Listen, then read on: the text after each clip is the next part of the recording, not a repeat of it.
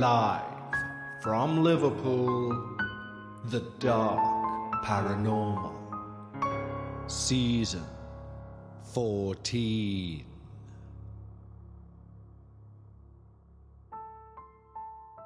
Hi everyone, and welcome back to The Dark Paranormal, Season 14, Episode 3. And well done for everyone spotting my mistake at the end of last week's episode, where I incorrectly stated Season 2, Episode 14. I'd like to say that was a purposeful mistake to see if people were paying attention, but it genuinely wasn't, and I'm going to blame it on just getting over a cold. Well, that cold is well and truly gone, so any mistakes today are completely down to me. But what we do have in store for today is one amazing true paranormal experience. Some of the more fascinating types of experience, for me, that we receive are when people seemingly have an attachment of some sort, but there is no rhyme or reason as to why.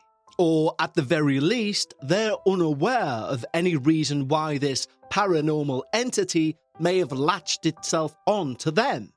And that is exactly the type of experience that we'll be dealing with today that's been sent in by our listener Mike.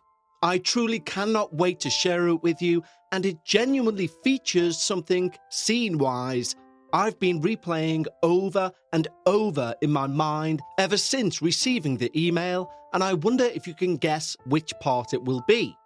Well, I will tell you at the end. But before we dive into Mark's amazing email, I'd like to say a quick thank you to our wonderful team over at Patreon. When you join our Patreon team, not only do you receive each and every episode that we release, both the minisodes, the main episodes, debuts and finales, before everyone else and ad-free, but you can also gain exclusive access to our Patreon-only podcast, Dark Bites. Dark Bites is a podcast that runs each and every Sunday of the year without fail, even on the downtime between seasons, meaning you never miss your Dark Paranormal fix. Plus, if you're a binge listener, there are over 50 hours worth of Patreon-only Dark Paranormal content for you to consume. But the best thing about our Patreon is the community itself. We've built a wonderful community of like-minded paranormal enthusiasts over on Patreon, and we'd love to extend an exclusive invitation just for you.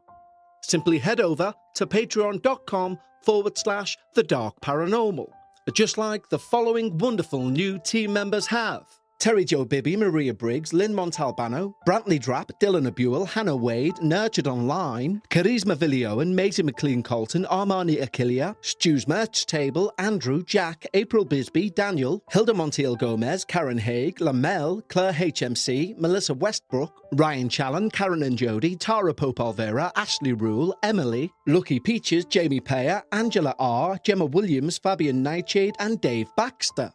Thank you so much for supporting the show, guys. It truly means the world to me. And I hope you enjoy all the early release ad-free content and, of course, those Dark Bite episodes. So, of course, if you're the sort of person who likes early ad-free releases, plus an entire back catalogue of Dark Bites that you can binge through, simply head over to patreon.com/The Dark Paranormal. But right now, lower those lights, make yourself comfortable, and of course, leave your disbelief at the door, as we listen to Home is Where the Dark Is.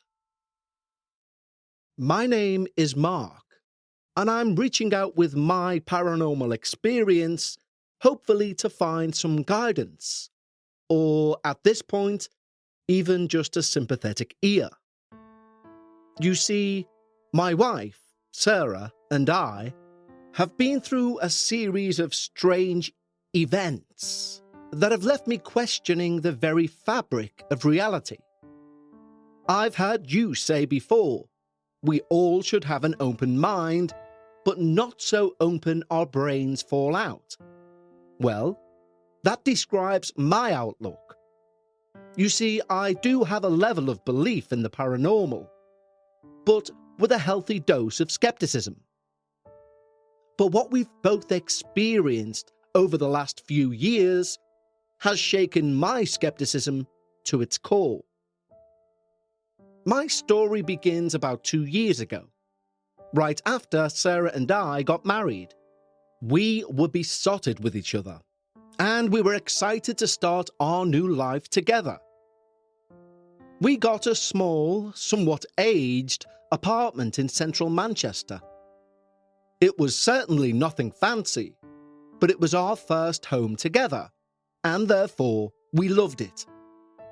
However, it wasn't long before things started happening.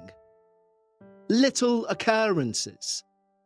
Things that I initially brushed off as quirks of an old building.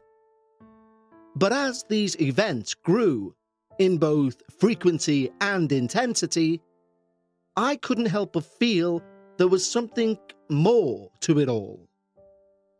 Sarah, ever the rational one, always had a logical explanation. But I couldn't shake the feeling that we were not alone in that apartment. I'm writing to you because I've done the rational conversation after conversation about how the paranormal doesn't exist. And what we've experienced was just a mix of paranoia, the sounds of an old building, forgetfulness, etc. My friends and family have been, well, supportive, but I can tell they don't believe me. I've listened to your podcast for a while now and thought you or a listener might offer some insight or advice. I'll recount our experiences in detail below, in the hope that some light may be shed on what's been happening. Our first encounter happened about a month after moving into the apartment. It was only a small incident, really. I spent about an hour scouring the place for my keys, and I found them in the refrigerator. I laughed it off, thinking maybe Sarah was playing a prank, or that I had absent-mindedly placed them there the night before. Sarah's as skeptical as they come. But I must admit, she didn't seem as amused as I was, which I think in hindsight made me feel more concerned than the keys themselves. As the weeks passed, these minor oddities became more frequent. And then we began hearing faint whispers late at night, as in really early in the morning. At first, we thought it was the neighbours, but the sound didn't seem like it was coming from the walls. It felt eerily close, as if someone was murmuring from a space about a foot below the bedroom ceiling. Sarah, ever logical, insisted it was just the wind or some flaw in the building's acoustics. Then things escalated. One evening, as we sat in our living room, a cold breeze swept through the room. Mind you, all of the windows were shut, and our apartment wasn't exactly prone to drafts. I looked at Sarah, who had a puzzled look on her face. But she quickly rationalised it as a sudden drop in temperature from outside. And then it happened again. This time, we paused the TV. The apartment was a duplex, and the stairs that led to the bedroom began in the living room, kind of open plan. "I think it's coming from upstairs," Sarah said, trying to be rational. I decided let's calmly try and find the source, and so began a heated debate about the best way to do this. Sarah said lighting a candle would suffice, saying the flame would flicker or move as we approached the source of the draft. I argued that flames can flicker of their own accord, and instead we should tie cotton from our bedroom door handle down the stairs to the front door handle. and we should also dangle sheets of toilet paper a few inches apart going down the stairs. Therefore, any breeze that came down would shake the paper, and if it was coming from upstairs, it should be obvious, as the ones nearer the top of the stairs should be shaking more than the ones nearer the bottom. Sarah laughed and said it was a waste of toilet paper, but I was already in the kitchen drawer trying to find a roll of thread. 10 minutes later, with my toilet paper breeze trap all set up and in full view of where we sat on the couch, we unpaused our show. Maybe 30 minutes had passed when Sarah tapped my knee and nodded towards the stairs. The top sheets near the bedroom were beginning to sway. "See?" I said. Noting the ones at the bottom were still motionless, I said, "And if you look at those..." We watched in disbelief as one by one, very quickly, moving down the stairs, each strip of toilet paper was pulled from the thread and thrown into the air. Each one in sequence. After the final one near the front door was thrown, a final icy blast blew through the living room. We were both frozen after what we'd just witnessed. Can a strong breeze do that? Sarah, half serious, half rhetorically, asked. No. Well, I'm not sure, I replied. I think both of us didn't want to face the fact that this was not normal. But the incident that truly unnerved me and made me think we need to leave this apartment happened a week later. I woke up in the middle of the night to find the silhouette of a person stood at the foot of the bed. It was so vivid, so real, that I froze in terror. But when I blinked, it vanished. Sarah was awoken by my heavy breathing, and after hearing my story and seeing the look on my face, tried to calm me down by suggesting it was a trick of the light, or a figment of my imagination. But I knew in my soul there had just been a person stood at the foot of the bed. In the weeks that followed, the apartment began to feel different, like we were intruding on someone else's space. I know it sounds crazy, but I couldn't ignore the feeling of being watched. The small whispers in the dead of night, the cold drafts that would come literally out of nowhere. The incidents in that apartment grew more frequent and more disturbing. Objects would begin moving on their own. I would place a book on the coffee table just to go to the toilet. I'd come back and find it on the kitchen counter. Sarah would continue to find logical explanations, suggesting maybe I was just forgetful. But then, one night, something happened that even Sarah couldn't explain away. We were both asleep when a loud crash jolted us both awake.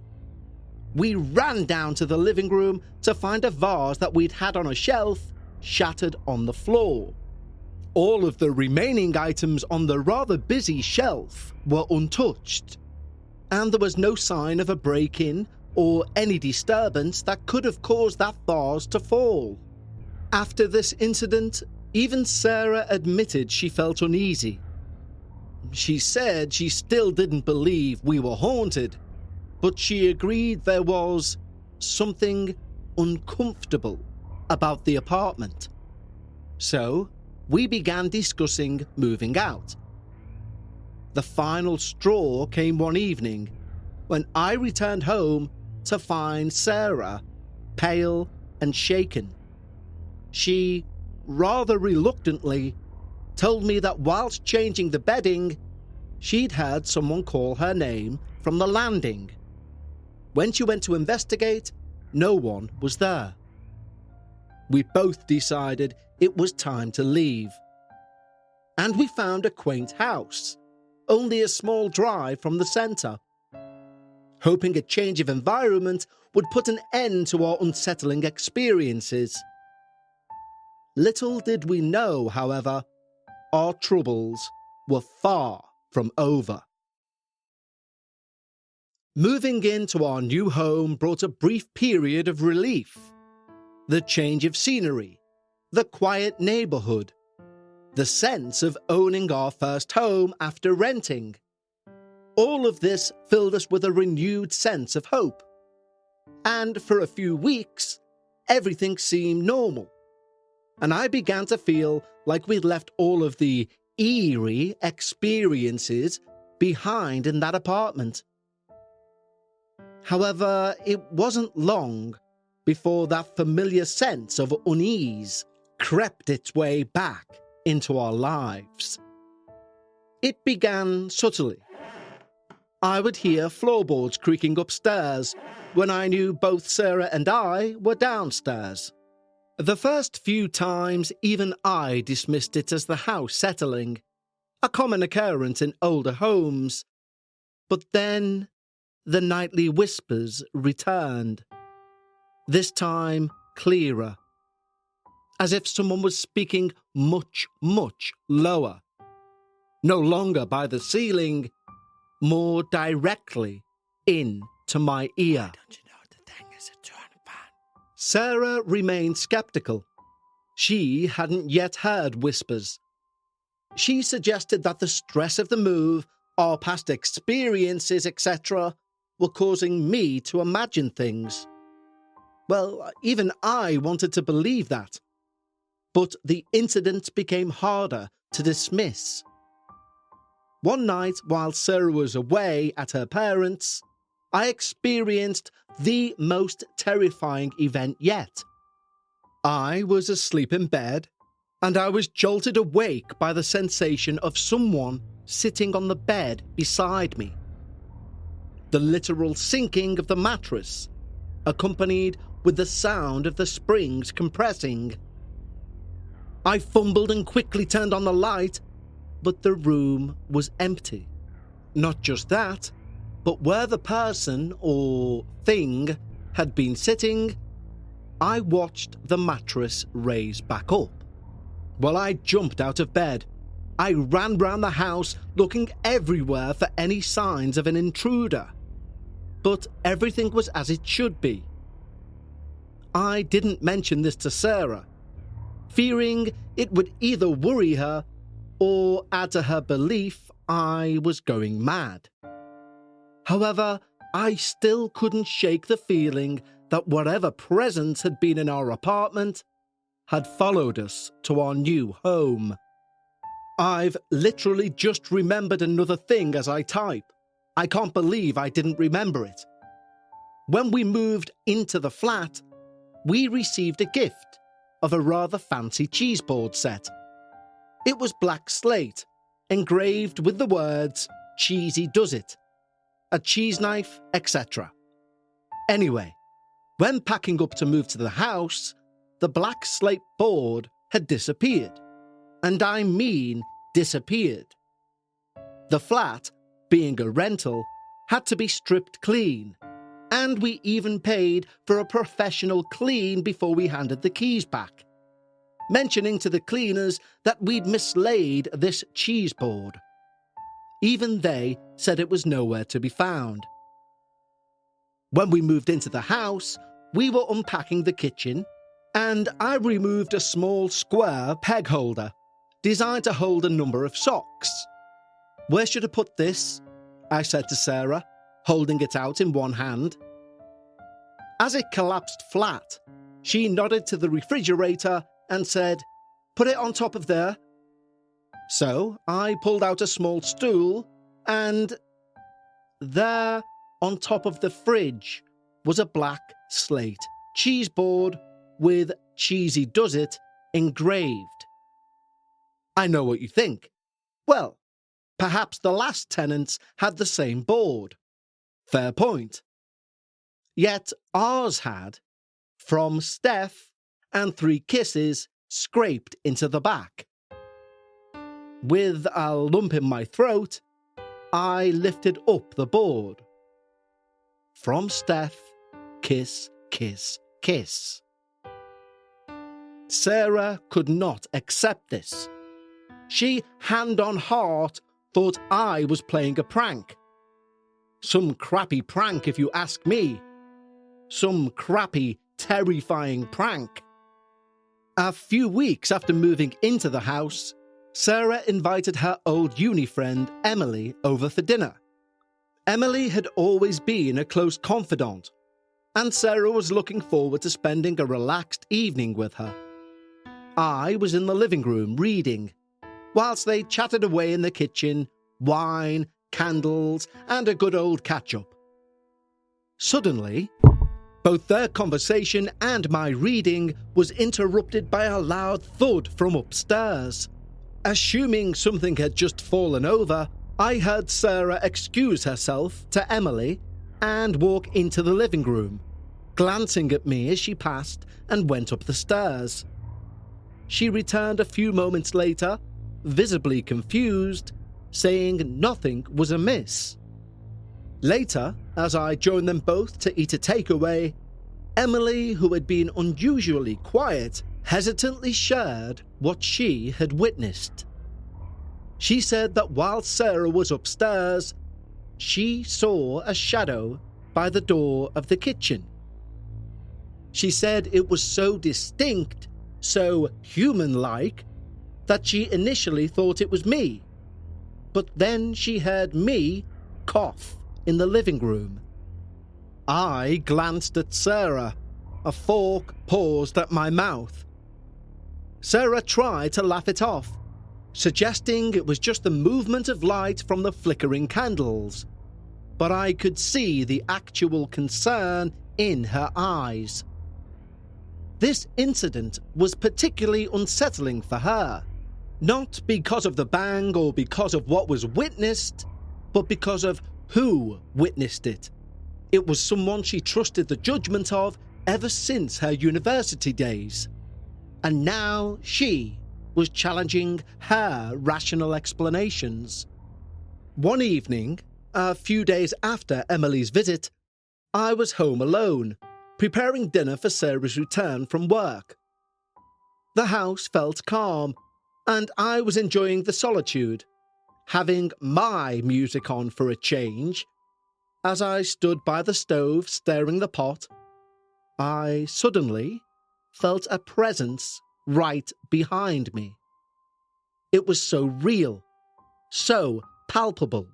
I instinctively spun around, expecting to see Sarah, thinking I'd just zoned out and not heard her arrive. But there was no one there. The kitchen was empty. The doors were closed, and the windows showed only the darkening evening outside. The sensation of being watched was overwhelming. I felt a genuine chill run down my spine, and for a moment I was rooted to the spot, sincerely afraid to turn my back to the empty room. I had to shake the feeling off, and so I done my best and I tried to focus on cooking. But the sense of an unseen presence lingered. This experience was profoundly disconcerting. I think because it happened at such a normal moment, invading the simple peace of a quiet evening. Then, one Thursday afternoon, Sarah, who had been a steadfast skeptic until then, had her own encounter with whatever was in that house. I was at work, and I got a frantic phone call from her. Her voice was trembling, and she was sincerely distressed. When I got home, she explained that she'd been in the kitchen, and she'd heard footsteps upstairs. Assuming it was just the house settling, she ignored it. But then she heard the same loud thump that we did when Emily was there. Like something heavy had fallen. Concerned, she went upstairs to check. As she reached the top of the stairs, she saw the bedroom door close on its own.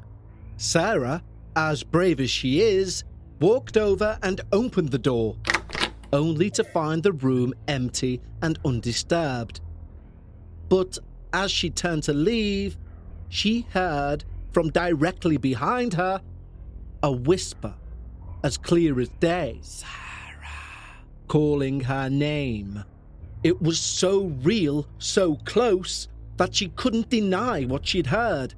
She ran out of the house and waited for me on the front lawn. When I arrived home, I found her in the garden, shaking with a mix of fear and cold. For the first time, Sarah admitted that maybe, just maybe, there was something otherworldly going on. That evening, we sat down and seriously discussed the possibility that our house, perhaps even one of us, might be haunted.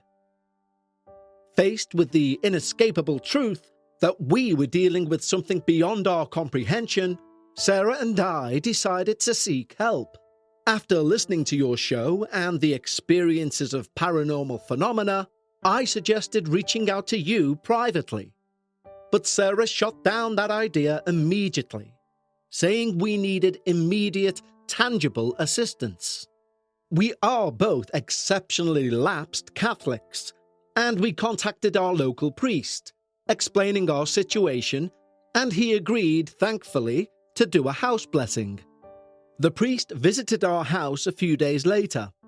He listened intently as we recounted our experiences as we showed him around, pointing out where each occurrence had took place.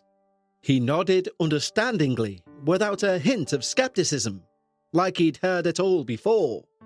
He then proceeded to bless the house, moving through each room with holy water and saying prayers, and there was a sense of calm and serenity almost immediately as he worked. After he left, for the first time in months, the house felt truly peaceful. After that blessing, there was a noticeable change.